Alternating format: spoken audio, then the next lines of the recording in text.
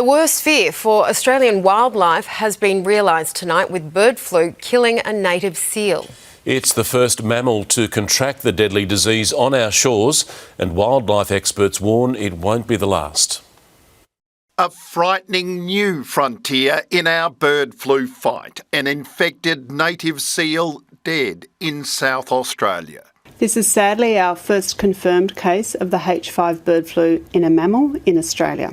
The long-nosed fur seal was found on Wednesday at Beachport, around 300 kilometres south of Adelaide. They live around our coastline in really close proximity to birds like crested terns and the other wild birds that we've seen this infection in, so they would be coming across, no doubt, really high levels of virus in their environment. Wildlife experts say more casualties are inevitable. Once the H5 bird flu is spreading in the natural environment, it is not possible to avoid significant losses. This is the same strain we've seen in Heard Island, where we did see mass mortalities of seals. There are 298 confirmed detections of bird flu across the country, the biggest concentration in South Australia, including one also confirmed today, a little penguin on Kangaroo Island. As we know, birds do not know where borders are, where state borders start and finish, so that's why it really does need to be a national vaccination program. Importantly, no cases detected in poultry yet or Australia's agricultural sector. State and federal leaders will meet later this week for a national cabinet on the crisis.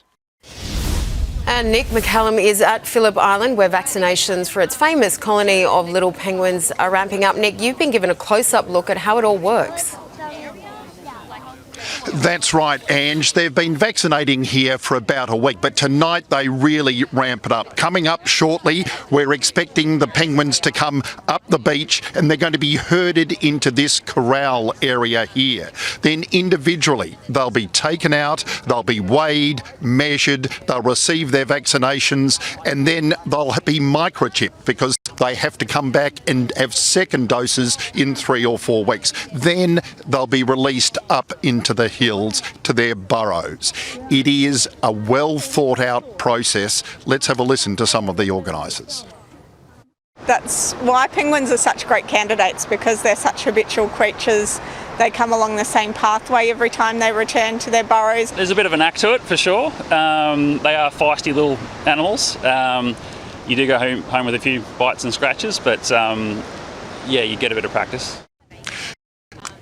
They're expecting to vaccinate around 300 tonight, so that will bring to over 1,000 the number of birds they vaccinated both here at Phillip Island and also in the Melbourne suburb, Bayside suburb of St Kilda. And Nick McCallum, thank you.